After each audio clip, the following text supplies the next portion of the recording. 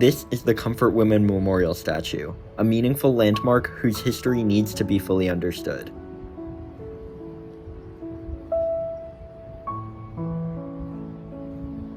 Nestled in St. Mary's Park of San Francisco on Pine Street and Kearny Street, there's a meaningful memorial that commemorates the Comfort Women of World War II. Several decades ago, during World War II, Imperial Japan found itself eager to expand and colonize. Having little natural resources such as oil and rubber, and having a goal of uniting Asia as a dominant world superpower that could rival the West, they began to invade the mainland of Asia and islands in the Pacific Ocean. In order to fulfill the desires of the Japanese soldiers, Japan allowed the practice of military brothels, known as comfort stations. Thousands of women from all across Asia were kidnapped and held captive and were forced into prostitution. These acts were usually violent and heavily abusive, and living conditions were bleak, resulting in physical traumas, diseases, pregnancies, and death. Nearly 90% of all comfort women were unable to survive. When the comfort station system was shut down in 1946, Japan and many Japanese officials downplayed the incidents, even attempting to destroy any evidence of it ever existing. Yet many comfort women still continued to suffer despite regaining their freedom. They began to speak out in protest, demanding an apology from Japan. Despite years of public attention, however, a formal apology is still yet to be heard, an issue that is still unresolved. To further understand the deeper meaning of this statue, we interviewed the creators and stewards of it at the Comfort Women Justice Coalition. So, to start off, can you introduce yourself? Who are you and what program are you with?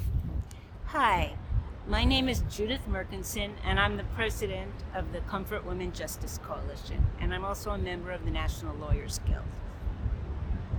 Awesome. Can you describe what the Comfort Women Justice Coalition does and, what is it?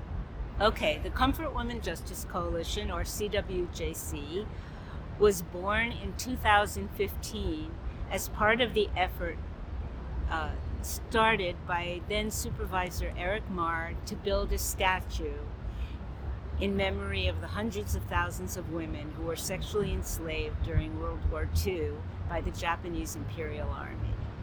And at the time, I thought, what? There's actually a controversy over the issue of the comfort women? This is a no-brainer. Of course everybody is going to be for the comfort women. But instead, it turned out that there was huge fight to get this statue built because of the obstinance and opposition of the Japanese government.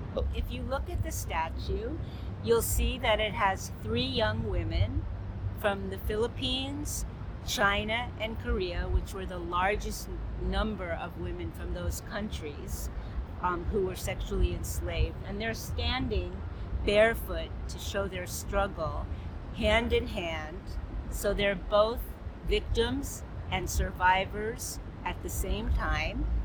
And if you look, you'll see that it goes from dark to light, which is their struggle. And then standing on the ground is a picture of a statue of Hak Soon Kim, a life statue of Hak Soon Kim, who was the first woman to publicly speak out against the system of sexual slavery in 1991. You already talked about this a little bit, but can we get some more details on the planning process that went into it, and what was your role with that? Okay, this was a huge coalition, right? It was made up of Chinese Americans, Filipino Americans, Japanese Americans, Korean Americans, Japanese nationals, Zainichi Koreans, peace activists, women activists, etc., etc. And so the process that we went through was we had actually a public contest with university and museum experts judging all the people who submitted the submissions, and we decided on this one. And then we had to go through about 25 public hearings with the Arts Commission, with Park and Rec, and all these others. to actually build a statue. And one thing was that the Japanese government was determined that this would not be put on public land. And in order to go on public land, we would have had to go through many more hearings.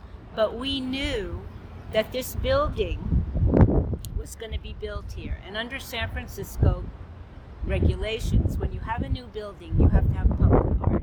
And various things went on around that. But we knew that this was private, this plaza, but that it was going to be given to the city a month after the statue would be built. So we sort of finessed the situation, and now it is built on public land. What do you think the significance of putting it specifically in San Francisco is? And what do you think is special about the city and a good place? What makes it a good place to have this statue? I think the fact that San Francisco has such a diverse population, such a large Asian population, makes it the perfect place. And it's also a city that has a history for social justice. It was the first city to pass the CEDAW in the United States, and so again, that makes it a perfect place. And finally, my final question is, what impact do you hope that the statue has on its viewers being in a public space like this? I think that when people come here, they're very moved by what they see.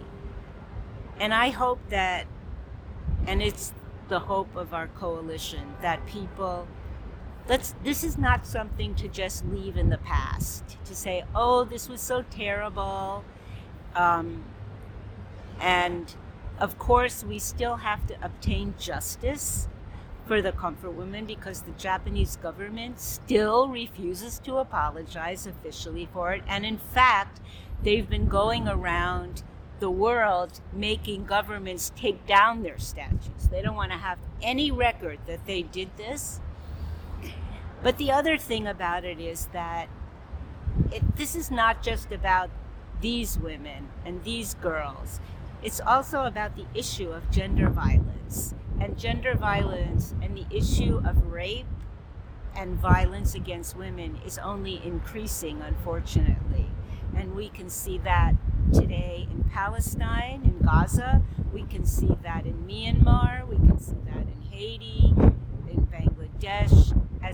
And now, the issue of rape during war is considered a war crime. And in fact, these survivors helped that become a war crime. So we hope that this statue will make people remember the past, but also fight for the present and the future against gender violence. Do you have any other final comments? Well, we hope that people come to the statue at St. Mary's Square, and if anyone wants us to come and speak more explicitly and extensively about this issue at Lowell or any other school, we'd be happy for you to come, or to have a class to come to the statue. We'd be happy to have you come. Thank you so much. Thank you. Fine. The Comfort Women Justice Coalition's monument is very important for its work in preserving the history of fighting for justice. Through the story of the Comfort Women statue, we have learned about the resilience of survivors, the symbolism of the statue's design, and the immense challenges that were overcome to bring this vision to life. Located in San Francisco, a city known for its diversity and commitment to social justice, the statue stands as a call to action, urging us not to only remember the past, but to address the ongoing gender violence in the present around the world. This story isn't just about history. It's about the ongoing fight for human rights and equality. Let the statue inspire us all to stand hand in hand against injustice, just as it symbolizes the unity and strength of the women it commemorates. Thank you for watching.